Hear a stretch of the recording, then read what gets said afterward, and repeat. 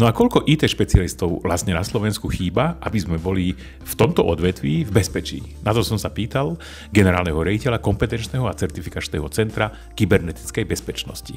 A to číslo je nesmierne vysoké. No, keď začnem od konca, to číslo sa približuje 20 000. To je momentálna požiadavka, nie budúca požiadavka, ktorá ešte výrazne narastie, vzhľadom na to, že narastie aj počet povinných osôb zo zákona. Rovno zdôrazním, že ten odhad je na spodnej hranici, ktorý sme vypočítali, pretože nepristupovali sme k tomu prísne, ale skôr benevolentným spôsobom v zmysle zjednodušovania a škrtania, než pridávania. Takže to číslo 19 000 je tá spodná hranica tých potrieb.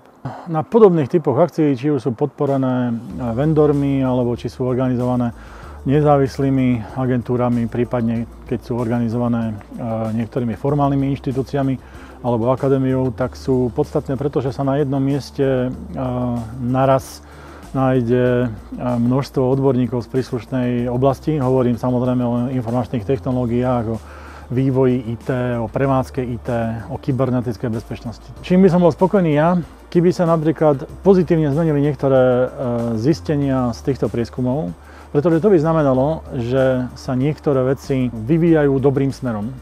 Ten korporátny svet, alebo skrátka ten podnikový svet sa zobudza, tí jednotliví konatelia, jednotlivé predstavenstva naozaj začínajú konať v súvislosti s ochranou informačných aktív, že implementujú opatrenia, že objednávajú konzultačné služby, že vykonávajú audity, aj keď teda sú tam ešte isté medzery, ale každopádne zapodievajú sa týmto problémom, že sa to začína stávať normálnou súčasťou normálneho života. Prečo? Pretože väčšina, informatici by povedali, že transakcií, skrátka väčšina výkonov činností sa dneska viac než v kamennom svete odohráva v kybernetickom priestore. To znamená, že si uvedomujú, že ten kybernetický priestor samozrejme prináša nové riziká a keď sa tým začínajú zapodievať, budúci rok, ak budú zlepšené tie štatistické vyhodnotenia a odpovedí, tak budem spokojný. Neočakávam veľký skok.